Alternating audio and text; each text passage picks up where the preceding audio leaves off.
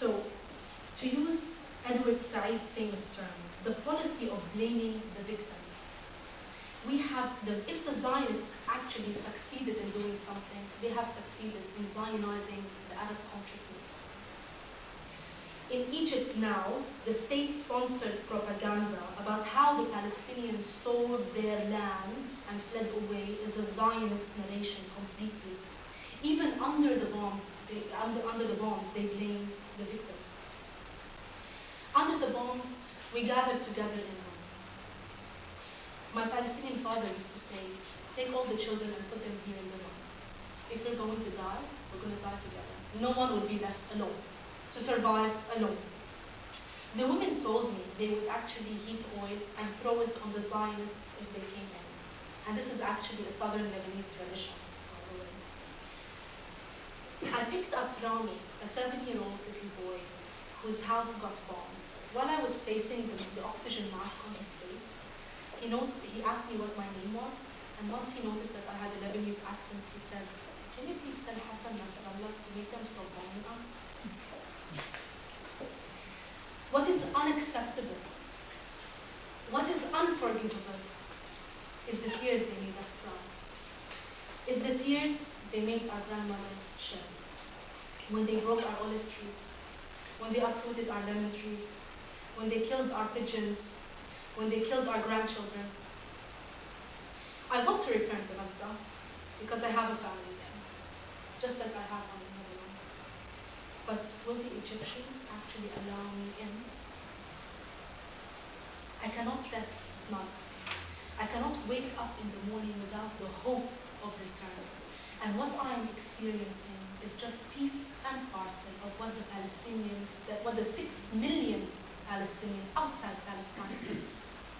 They broke our hearts, and for that, we shall never forget and never forgive.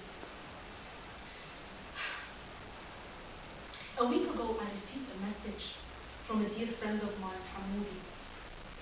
He sent me a letter about his wife not being able to see him because the Egyptian authorities did not let her in.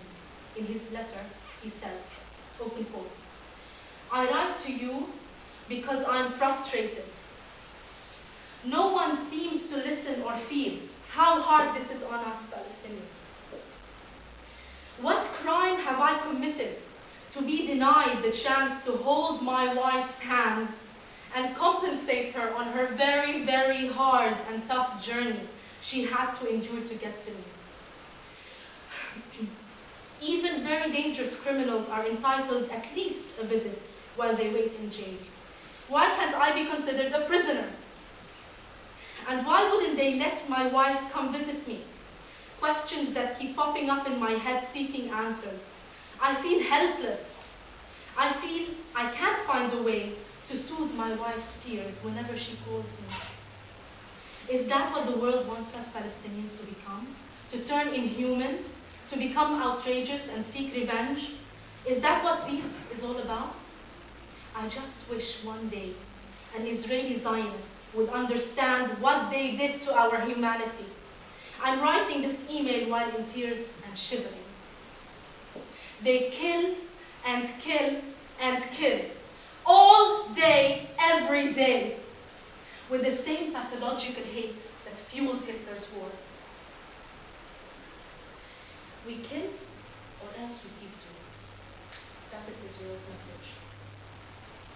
In 2002, Moshe Ya'alon, the chief of staff then of the occupation forces, said that the Palestinians, in the deepest recesses of their consciousness, should be made to believe that they are a defeated people. The extent of this tribalistic hate can only be compared to apartheid in South Africa. We are wrong to believe that Nazism was defeated in World War II. No. Nazism won. It won because it managed to Nazify the consciousness of its own victims.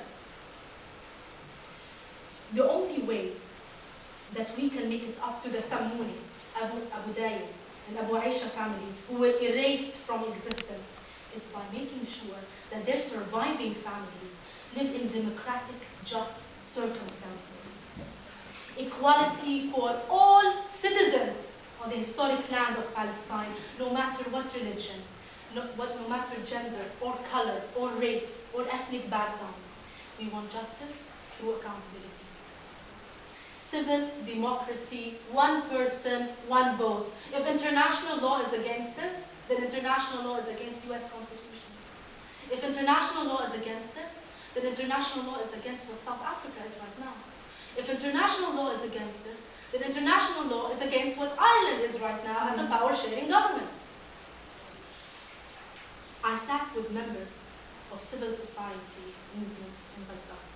I sat with independent revolutionary intellectuals, and the message was one and clear.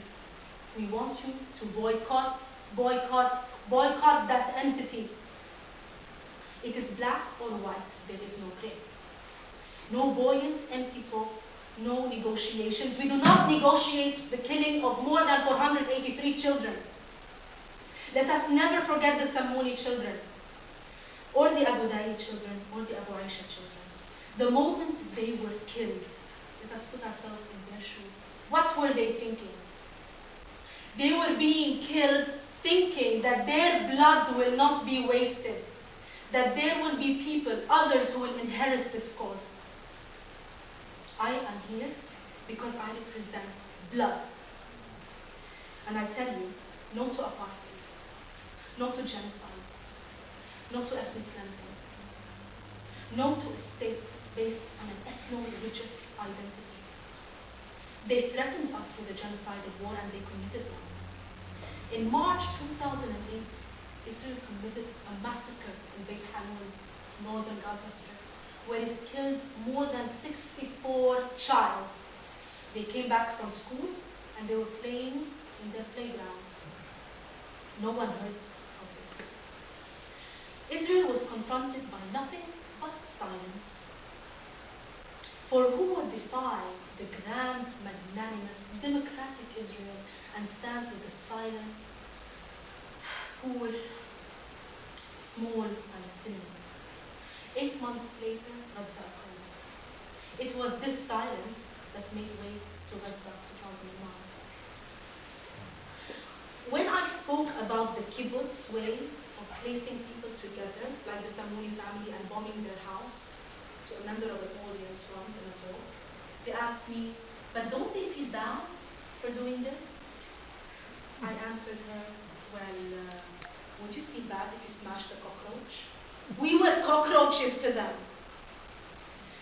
With the extensive sacrifices that the Palestinian people have given, we are demanding a paradigm shift.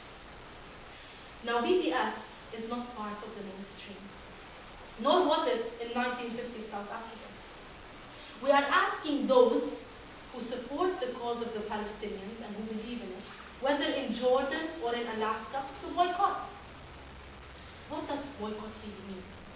Well, yes, it means that I wouldn't buy something from Starbucks, or yes, I wouldn't visit Marks and Spencer unless I want to use their bathrooms, or I wouldn't buy something from McDonald's. Yes, that's part of it, that's the economic part. But it also means academic, diplomatic, military, cultural. Now you know that a cup of water from Starbucks contributes directly to the killing of a child in Gaza, in the West Bank, or in Dahi. Now you have the moral obligation. Now you know. As an Arab, it is my role and my duty to embarrass the Egyptian and Jordanian governments. Why the hell are Israel's flags fluttering in the skies of Amman and Cairo? Why the hell aren't those murderers kicked out